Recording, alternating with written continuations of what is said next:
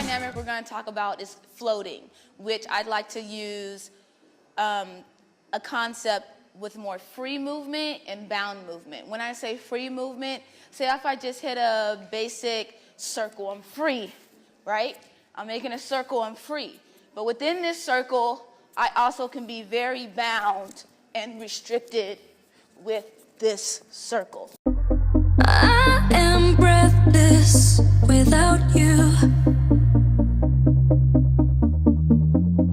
Like the air is no longer mine. Come to me, I need to feel we're getting closer. Free movements. Big, out there, rounds, hitting the ground. Huge, big, right? Bound movement, constricted. Constricted. Can't move any part of your body.